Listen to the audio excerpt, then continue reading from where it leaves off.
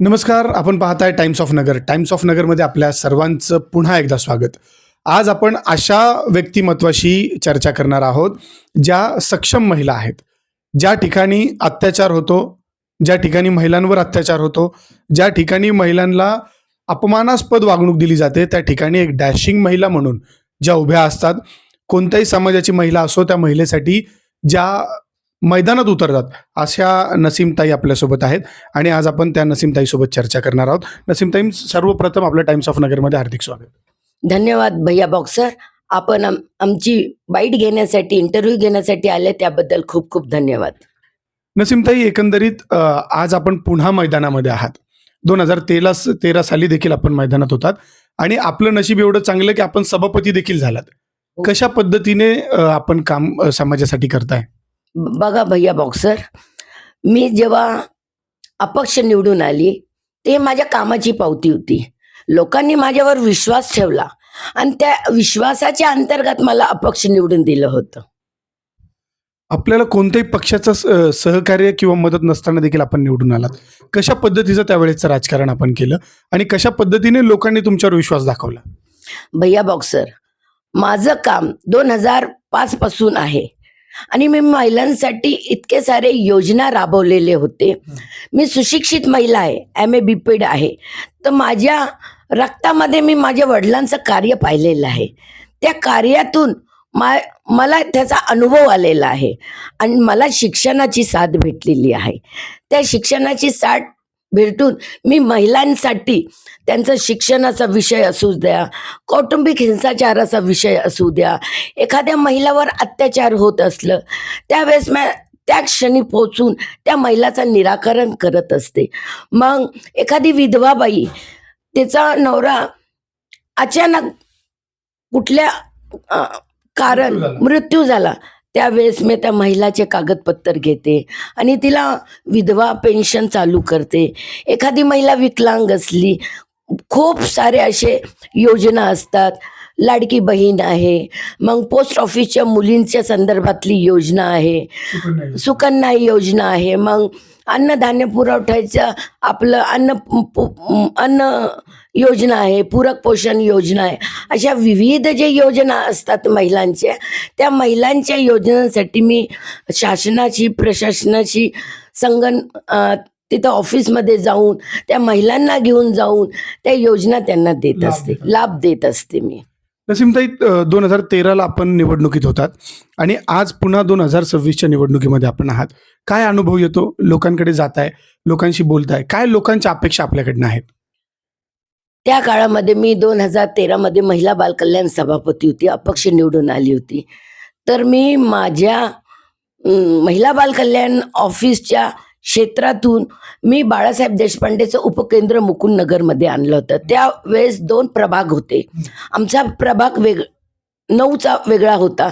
तर मी त्या प्रभागामध्ये एरिकेशन ते मुकुंदनगरचा रस्ता, फकीरवाडा ते दर्गा दायऱ्याचा रस्ता, मग मी माझ्या ऑफिसच्या समोरचा गार्डन व गल्लीमधले कामं, रोड, ड्रेनेज आणि महिलांचे खूप सारे सुविधा योजना राबवलेले आहे आणि सर्व महिलांशी मी संपर्कात असते. त्या घरामध्ये जाते. माझ्या घरामध्ये सर्वांशी खूप चांगले संबंध आहे आणि माझे नातेसंबंध इतके चांगले मी मेंटेन करून ठेवलेले आहे महिलांशी, तर त्यांनी माझ्यावर खूप विश्वास टाकलेला आहे. आता काय अपेक्षा आपल्याकडनं त्यांना आहे आणि आपण आता जर निवडणूक लढताय, आपण जर निवडून आलात तर मुकुंदनगरकरांसाठी काय करणार आहात? सर्वात प्रथम तर मी शिक्षणावर भर देणार आहे. शिक्षणाचा इतकं भर देणार आहे का मुलांना इथं शिक्षणा देऊन त्यांच्या हाताला रोजगार पाहिजे. सर्वात प्रथम इथं मुलांना रोजगार नाही, महिलांना रोजगार नाही आहे आणि इथं सुव्यवस्था म्हणजे ह्या नवीन आपले जे पिढी जे आहे, युवा पिढी आहे, त्यांना वाम मार्गाला जास्त लावू राहिलेले.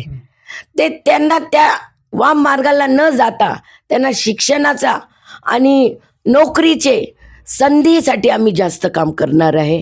इथं भौगोलिक माझ्या मुकुंदनगर क्षेत्रामध्ये आता नवीन वस्त्या होत आहे. तिथं पाणी, ड्रेनेज आणि रोडची सुविधा आहे. चांगले इथं मोठे रस्ते नाही आहे, जिम नाही आहे. मग आरोग्य केंद्र, मला एक मोठा हॉस्पिटल आणायचं आहे डिलेवरीसाठी. हा, आरोग्य क्षेत्र आहे पण तिथं डिलेवरीचं नाही आहे. ते आम्हाला डिलेवरीसाठी एक भव्य असा सुसज्ज हॉस्पिटल मुकुंदनगरमध्ये, कारण मुकुंदनगरची वस्ती आता 60,000 वर आहे आणि आमच्या कागदावर 19,000 आहे. तर आम्हाला मुकुंदनगरमध्ये लोकसंख्येनुसार आम्हाला सर्व सुविधा द्यायची आहे तिथं. नसीमताई, नक्कीच आपण काम करताय आणि महिलांच्यासाठी नक्कीच प्रत्येक वेळेस आवाज उचलताय. मागच्या वेळेसचा एक छोटीशी घटना होती, त्याच्या संदर्भात मी आपल्याशी एक महत्त्वाचा प्रश्न विचारतो की पैगंबरांच्या संदर्भामध्ये कुठंतरी चुकीच्या पद्धतीने ते झालं होतं. त्यावेळेस देखील आपण महिलांचा जनसागर घेऊन थेट पोलीस अधीक्षक कार्यालयामध्ये गेला होतात. कशा पद्धतीने ह्या ॲक्टिव्हिटीज आपण करता? काय त्यावेळेसची घटना होती? काय सांगाल? त्यावेळेसची घटना अशी होती. आमचे आमचे मोहम्मद सल्लल्लाहु अलैहि वसल्लम यांच्याबद्दल एक कुणी महाराज होता. त्या महाराजांनी अपशब्द वापरले होते. तर आमच्या मुस्लिम समाजाच्या भावना दुखावल्या गेलेल्या होत्या. बघा, इथं भारतामध्ये सर्वांना संविधानाचा अधिकार आहे. सर्व समाजातील धर्मातील लोक एकत्र राहतात. शाहू आंबेडकर, फुले यांच्या विचारधारा घेऊन चालणारे लोक आहे. तर एखादे जे संत आहे त्यांनी आपल्या धर्मामध्ये बोलावा. कोणाच्या मुस्लिम समाजाला टार्गेट करून आमच्या प्रेक्षिताबद्दल अपशब्द वापरला तर आम्ही सहन करणार नाही, कदापि सहन करणार नाही. आमचा त्यांच्यासाठी जीव सुद्धा आम्ही देणार आहे. तर ह्या गोष्टीवर आम्ही आमच्या महिला हे सर्व SP ऑफिसमध्ये आम्ही मोर्चा घेऊन त्यांना अरेस्टसाठी सांगितलं होतं. पण आमची दखल इथं सध्या कोणी घेत नाही. आणि जे इथलचे स्थानिक आहे लोकप्रतिनिधी ते पण आमच्याबद्दल बोलत नाही. नक्कीच ह्या होत्या नसीम खान साहेब आणि त्या ह्या वेळेस काँग्रेस पक्षाच्या उमेदवार आहेत आणि काँग्रेस पक्षाकडनं त्या उमेदवारी करत आहेत. मुकुंदनगरच्या महिलांसाठी अनेक वर्षापासून ते सामाजिक कामामध्ये अग्रेसर आहेत आणि यापुढेही त्या मुकुंदनगरच्या महिलांसाठी काम करणार आहेत असं त्या म्हणतायत. नक्कीच आपण पुन्हा एकदा नसीमताई सोबत पुन्हा एकदा चर्चा करण्यासाठी येऊयात. त्यासाठी पाहत राहा टाइम्स ऑफ नगर.